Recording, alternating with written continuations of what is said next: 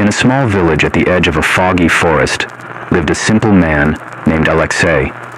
He was a carpenter, not rich, not poor, just a hard-working soul who loved quiet work, fixing roofs, cutting wood, and coming home to where his wife, Maria, awaited him. Maria had come into his life suddenly. He found her one spring day by the river, wearing a blood-red dress with long dark hair and eyes that reflected the sky, though darker, like the sky before a storm. She said she didn't remember where she came from, but felt this was her place. Alexei was lonely and kind, so he took her into his home. Within a week, she became his wife. At first, everything was nearly perfect. Maria cooked delicious meals, the house was clean, and the bed was warm. But then strange things began to happen. First, the neighbor's cat went missing. Then an old woman next door stopped coming outside. Children whispered that they were afraid to look into Aunt Maria's eyes. They said they were deep like a well with no bottom. Alexei dismissed it all as village gossip. He didn't believe rumors. He saw his Maria, gentle, caring, devoted. One night, though, he awoke to strange sounds, whispering from beneath the floor. The whispers were in no human language, low, hissing, like snakes singing in unison. Alexei went down to the basement, and the floor collapsed beneath him. He fell into a dark pit where the ground was hot, and bones stuck out from the walls. By morning, the basement was whole again. No broken floorboards, no smoke, no bones. Maria greeted him with tea and a smile. "Did you sleep well, my love?" she asked.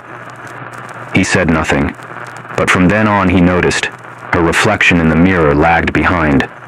Sometimes it smiled when she didn't. Sometimes it blinked when she didn't. Soon, people in the village began to die.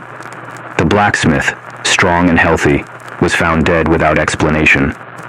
Then a young girl simply didn't wake up one morning. Whispers began to spread. Ever since Maria came, a shadow had fallen over the village. Alexei tried to leave. He packed his things, hitched the horse, but the horse wouldn't move. It stood frozen. When he turned around, Maria was standing on the porch. "Where are you going, my love?" she asked, and in her voice was no anger, just abyss. That night, Alexei hid in the barn, waiting for dawn. He heard someone walking inside the house, singing a lullaby in an ancient tongue.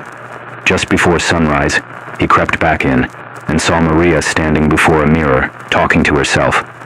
Only in the mirror, she wasn't in her red dress. She was in black, her skin covered in glowing symbols, and her eyes had no pupils. She said, "He's nearly broken. Just a bit more, and his soul will be ripe. Then he'll be mine forever."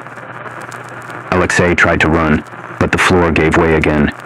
Only this time he didn't fall into the basement. He fell into something else. A vast chamber carved from black stone, where the walls pulsed like living flesh, and thousands of screaming faces were frozen in the stone.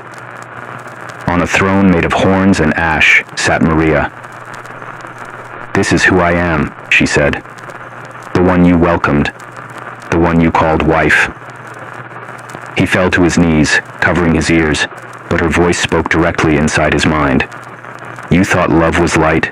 Number love is what I will take last." When he woke, the house was empty. No Maria, no villagers, everything abandoned. Only one thing remained, a mirror lying face up on the floor. And in it, he still saw her, and himself, standing behind her, motionless. Since then, the house still stands by the roadside, empty. No one lives there. But at night, if you look through the window, you might see a woman staring back at you, and a man by the fireplace, waiting, still waiting, with empty eyes, the eyes of someone who once loved the devil.